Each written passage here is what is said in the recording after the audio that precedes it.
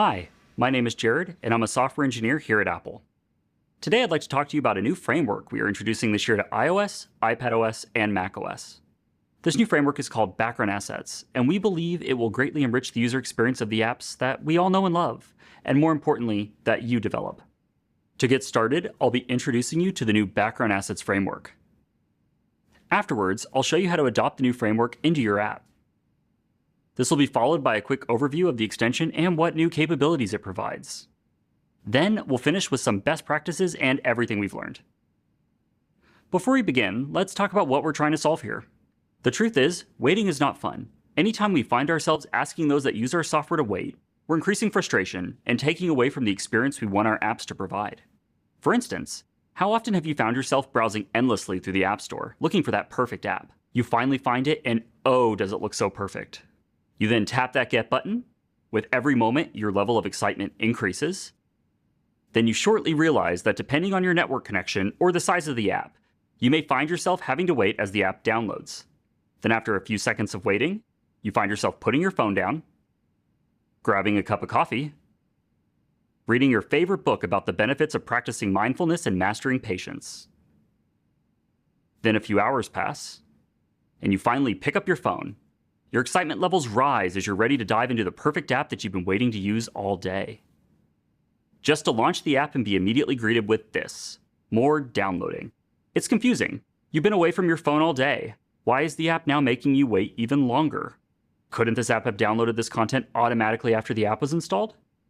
For anyone on a slower internet connection, this might frustrate them to close and remove the app. The truth is, this is not the experience any of us want to have. We know this isn't your fault, and we believe we can make this experience so much better. This is why we're proud to introduce to you this year Background Assets. This framework was developed to help you enrich the user experience of your apps, so that the moment your app is launched, it is providing a phenomenal first impression. Background Assets is designed to be flexible with your existing workflows. A lot of you have already developed complex asset management systems, and we wanted this new framework to easily fit into the solutions that you have already developed. We also know that you want to be able to push updated content to your apps without having to require an additional submission to the App Store. It's not uncommon for games or other apps to need additional content after the app has already shipped. Think updated art textures or a bug fix in game-level data. Background Assets provides you with the ability to schedule and update your assets outside of your app's lifecycle. We believe it's important that assets are present before first app launch, or whenever the app is updated overnight. So we've worked to create a mechanism to help ensure that your content is present by the time your app is launched. And finally, the easier a framework is to adopt, the more we can encourage you to use it in your apps. We want Background Assets to be used in any place where large assets need to be pre-downloaded. That way, we can minimize the time your app is waiting and showing a progress bar before its content is available. So you may be wondering, how is this new framework helping you solve this problem? Well, in order to be as extensible as possible, we've created a new app extension for downloading content in the background. This new extension is built on top of the powerful app extension technology that other extensions on our platforms use. This provides an opportunity to run code outside of the app's lifecycle. For instance, the extension will run whenever the user first installs your app, but is yet to launch it. The extension will also run whenever the app is updated automatically in the background. This helps to ensure that your content can be scheduled and downloaded before the user opens the application after it has been updated. Finally, the extension will run periodically in the background, allowing you to check for updated assets and schedule them periodically over time. Though it is important to note, the extension runtime is short-lived, so all work will need to be scheduled by your extension with haste. If downloads are not scheduled quickly, the system may terminate the extension. It's also important to be aware that the frequency of the extension's ability to run periodically will back off based on app usage. If your app isn't being used very much, then the extension will receive less frequent runtime. So that's an overview of the new Background Assets framework. It provides you with the tools you need to ensure that your assets are available by the time your app is launched. This is done with an extension that runs whenever your app is installed or updated, but before the user has launched your app. Now let's take a look at adopting the Background Assets framework into your project and getting started. The download manager within the framework is the primary vehicle used to communicate with the Background Assets System service. The manager is a singleton object that can be used throughout your app. Using the manager, you can schedule the download of your assets in either the foreground or background. You can also retrieve downloads that are currently in flight, which might have started before your application was ever launched. Downloads can also be canceled. This is useful if they were already scheduled or are in the middle of being downloaded and you no longer need that asset that you originally requested. We've also introduced a synchronization mechanism for managing exclusive access between your app and the extension, so that both the extension and application do not end up scheduling or modifying existing downloads at the same time. I have an example to show you, but for now, more on this later. Let's take a look at just how easy it is to start using background assets. I'm going to begin by walking you through some of the basics of the API. I'll then follow that up later by showing you how to tie all of this together into an app extension. To get started, you'll import the Background Assets Framework module. Then, it's as easy as defining a URL that points to the location of where your remote asset is located. We then follow that up by defining an app group container that your extension and app are both members of. Having your app and extension in the same group allows them to manage your assets during the download and after completion. If you're not already familiar with app groups, you can easily add one from the Signing and Capabilities section of Xcode 14. They're a powerful feature that allows 2 or more applications to access the same resources, or in this case, your app and its extension. The next thing to do is create your download object. The Background Assets Framework is designed to support multiple different types of download objects. However, in this example, we'll be focusing on the most common one, BA URL download. Immediately, you'll notice that the initializer takes in the URL and the app group identifier. This information tells the system both what we're downloading and where the resulting file will end up. It also takes an identifier. You'll use this identifier to track your download across multiple launches of your app, and within the extension. The engine will not allow more than one download to be scheduled with the same identifier. Therefore, you should make these identifiers unique. Next, we'll grab a reference to the BA Download Manager shared object. The Download Manager is your single interface into background assets. It's what allows you to observe, cancel, and schedule downloads. We'll then pass it a weak reference to a delegate that conforms to the BA Download Manager delegate protocol. I'll go more into this protocol shortly, but the most important part to know now is that it receives messages about downloads that have been scheduled. The only thing left to do is to ask the Download Manager to schedule the download. If for any reason the download cannot be scheduled, then an error is thrown. In addition to scheduling downloads in the background, we also provide API for doing foreground downloads. Running in the foreground not only gives you increased priority, but it also enables your download to begin immediately. This is similar to using the default session configuration within URL session. We provide this API so that your app can promote any downloads scheduled by your extension in the background to the foreground. One thing to keep in mind, performing a foreground download is not available from within the extension. It can only be initiated from the app. Since extensions never present UI, and the user doesn't notice they are running, extensions may only schedule downloads in the background. If your app would like to promote existing background downloads to the foreground, this can easily be accomplished by fetching the list of currently active downloads from the manager. The list that is returned contains all downloads that are currently scheduled, which may include downloads in flight or queued up in the scheduler. Next, your app can begin the promotion process by calling start foreground download. If a download is already in the foreground, calling this method will effectively do nothing.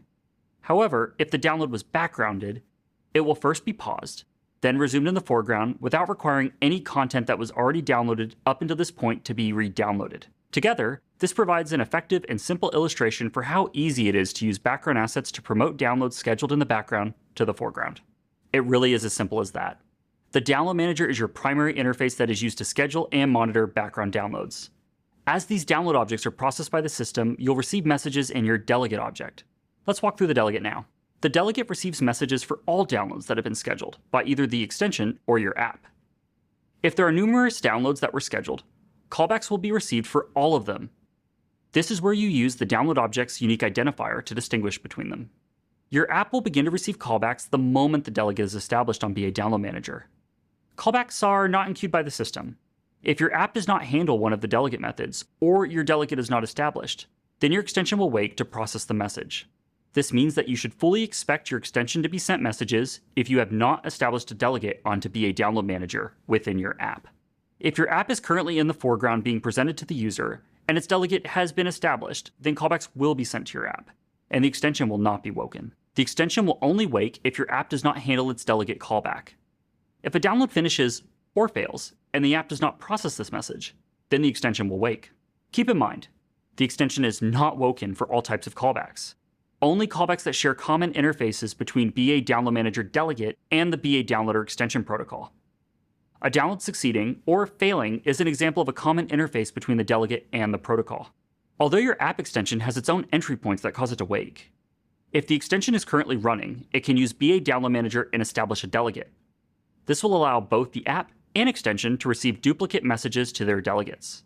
Keep in mind that extensions do not wake to process delegate messages. They only wake at extension entry points defined in the BA Downloader extension protocol. Let's take a look at the protocol for the Download Manager's delegate. The first function is for receiving messages whenever a download starts. This is useful for tracking when the device is finally chosen to schedule a specific download. You may also be notified if a download pauses. An example of a pause occurring would be if the extension starts a download in the background, and then your app asks us to promote it to the foreground. During this promotion, there will be a small window where the download pauses before it is resumed. The Download Manager also allows you to monitor active progress of your download, as it is being downloaded in the foreground. We also provide a mechanism to answer a challenge request, which is useful for validating the authenticity of a connection or for providing credentials to authorize a connection. The most important functions are for dealing with a failed or finished download. If a download fails, you may need to reschedule it or determine the cause. For a successful download, the system has placed the file in a location that is managed by the operating system. If the device ends up low on space, then the system will delete the file for you. We strongly recommend that you leave the file at the location that the system has provided. Only move the file if you absolutely must, and please do not duplicate it unless you delete the originating file afterwards.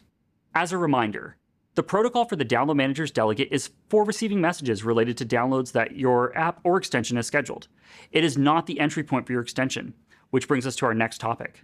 Now we'll be taking a look at the most exciting part of background assets, the extension. The extension enables you to schedule the downloads of your assets before the user has launched your app. This enables you to ensure that your assets are in place and ready to go in order to provide the best possible experience in your app with minimal wait time. As discussed earlier, we're introducing a new app extension. This extension can be created from within Xcode inside of your existing project. As a quick reminder, the extension runs whenever your app is installed or updated, giving you the flexibility to make sure changes to your app always have its latest assets. The extension also runs periodically based on how often a user uses your app. If someone uses your app every day, then the system learns this behavior and your extension will run more frequently. However, if the app is never launched, then the frequency of this periodic check will subside. The new extension also has a short lifecycle and a tight sandbox to ensure that its usage is limited to just downloading assets. You're encouraged to make quick decisions in the extension and to limit the extension to the background assets framework. Before we start navigating through the extension, there are a couple of configurations that you need to make before the extension can launch. These changes are also a requirement for your app to be approved for distribution on the App Store. In your app's information property list, you'll need to define a couple of additional keys. These keys should not be placed in the extension's info plist, only the app's. The first key is BA Initial Download Restrictions. This is a dictionary where you will be specifying restrictions that will be placed upon your extension. These restrictions are reviewed by App Review, so try to be as accurate as possible. Now, let's dig into each individual key inside the dictionary. The first restriction is the download allowance. This is represented in bytes and is the maximum download size you're requesting to make within the extension during an initial app install. The size pertains to the sum of all files combined that you're requesting to download, not the size of each individual file. The next item is the domain allow list, which takes an array of domains represented as strings. The domain allow list supports prefix wildcards and takes in a list of host names that your extension is permitted to download from. It's important to note that the keys in the BA initial download restrictions, such as the download allowance and allow list, are only enforced after first app install. Whenever your app is launched, these restrictions are no longer enforced. The last required key, which sits at the root of your info plist, is the maximum size that your app will require in additional storage for these assets. We expect that you might want to download compressed assets, so this value should be the final extracted uncompressed size. The number that is placed here will be presented on the App Store before the app is downloaded. Now that we've gone over some housekeeping, let's talk about the entry points into your extension in more detail. The functions that you define from the protocol will be called by the system and not by your app. Unlike other app extensions, where the application is responsible for talking to the extension, the background download extension is brokered by the system. Since the system is maintaining the lifecycle of the extension, it should be viewed as an ephemeral service. Whenever any of the functions inside of the protocol are invoked, it's important to keep the work that is done there to a minimum. The extension will be terminated rather quickly after it is launched. This is not the place to kick off decompression or other complex operations that may take a while. One of the great parts of working in the extension is that all of the background assets APIs available to your app are also available within the extension, with the only exception being the foreground download API. This means that you'll use BA Download Manager just like you would in your app. As a matter of fact, it's entirely likely that you'll discover the ability to create something that uses the same code to schedule and manage your assets in both your app and its extension. Also, when creating your extension, it's important to ensure that both are in a common app group. You'll want to use the same group identifier so that content can be read and written by your app and its extension. Now let's take a look at the downloader extension protocol that you will be conforming your extension to. The first thing you'll notice is how similar it looks to the Download Manager delegate protocol. As I stated earlier, you can use BA Download Manager and construct a delegate from within the extension. However, only these entry points can actually wake the extension. The first function is invoked whenever your application is first installed. The app hasn't launched yet, but your extension has. This is the perfect opportunity to start scheduling downloads that your app needs to provide the best experience once your app has been launched. It's also important to recall that during initial app install, download restrictions are in effect. You'll want to consult the BA download restrictions key that you defined in your info plist to know what your maximum permitted download size and allowed domains are. The next function is invoked whenever the App Store updates your app. As long as the user hasn't quit your app in the app switcher, your newly updated extension will wake and you can begin scheduling work. The check for updates function provides support for your extension being periodically woken by the system, so that you can check for any updates that need to be background downloaded. This function is invoked by the system based on how often a user uses your app. We also have support for responding to an authentication challenge request, so that you can better restrict and ensure that the files you are downloading have come from a trusted source. Finally, just like the delegate, you'll be informed if the download failed or succeeded. You'll notice that in the background download did fail function, there is no error returned. The error can be retrieved along with its state and a variable inside of the returned BA download object.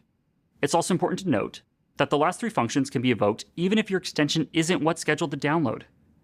If your app's scheduled to download but hasn't become backgrounded, then the extension will be expected to service the download.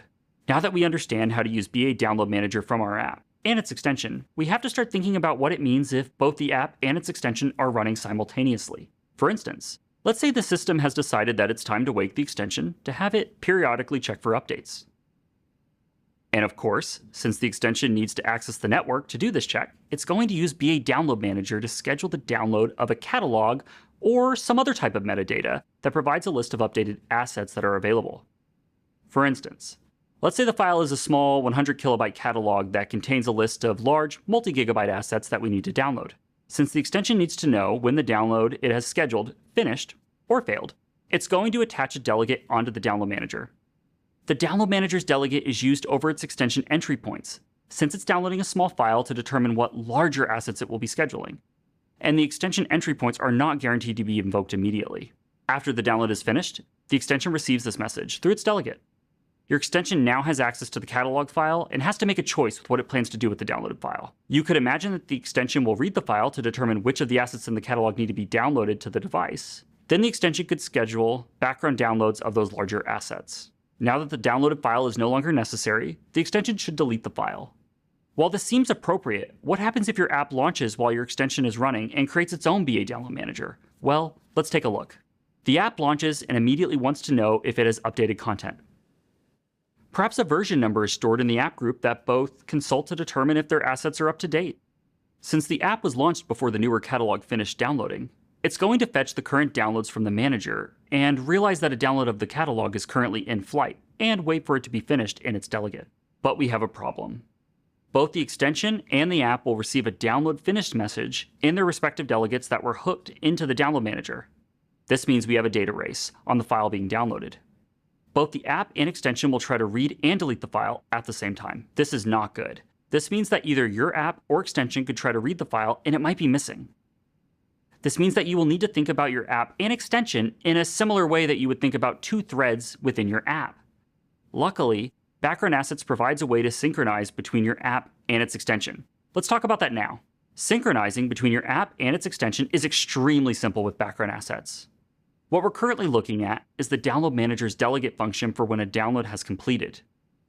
A URL is provided that contains a local path to the file that your app or extension has access to. In this example, we'll be ensuring mutual exclusion of this file. Next, we grab a reference to the download manager and use the with exclusive control function, which takes a completion handler. All code that is executed within the completion handler scope is guaranteed to be mutually exclusive with other calls that require exclusive control. Meaning, if your extension calls with exclusive control while your app has not returned from its completion handler, then the extension will wait. This applies in the other direction as well. If the extension acquires exclusive control first, then the app will wait until the extension is terminated or releases control by exiting scope. An important thing to keep in mind is that acquiring exclusive control can fail. It is extremely unlikely that this will occur, but in the event it does, your code should handle it. You can detect if exclusive control could not be acquired by checking if the error provided by the function is not nil. From this point on, you are guaranteed that your app or extension has exclusive access within its context. So based on our earlier example, it is now perfectly valid to read the contents of the file and then clean it up, if you so choose. Just make sure to be aware that when your other app or extension gets its opportunity to enter exclusive control, that it knows that you have already processed the file. One way this can be accomplished is by first checking if the file exists or writing to a database or a plist. As a reminder, the background downloader extension is for collecting and scheduling the downloads of large assets for your app. Its runtime is short-lived, so please keep the work that is done within the extension to a minimum. You should also place your extension and app within a shared app group so that both can access files that are downloaded by one another. And finally, the extension is brokered by the system and not your app. Now that you know how to develop a basic background download extension, you have everything you need to start implementing background assets into your app. Now let's go over what we've learned.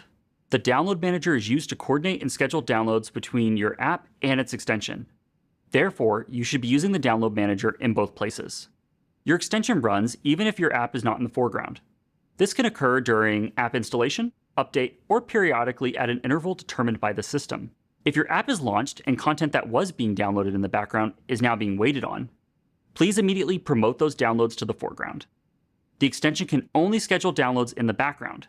By having your app promote them to the foreground ensures that your content will arrive as quickly as possible. If you ever find yourself needing exclusive access to the download manager, please use the exclusive control APIs. This will ensure that only your app or extension will have runtime within that window. This is extremely useful so that you don't have to think about your extension racing your app when accessing its container or managing downloads. If there is anything you should take away from this presentation, it's that waiting results in a poor app experience. Minimize waiting by making your app usable while the task you're waiting on is underway.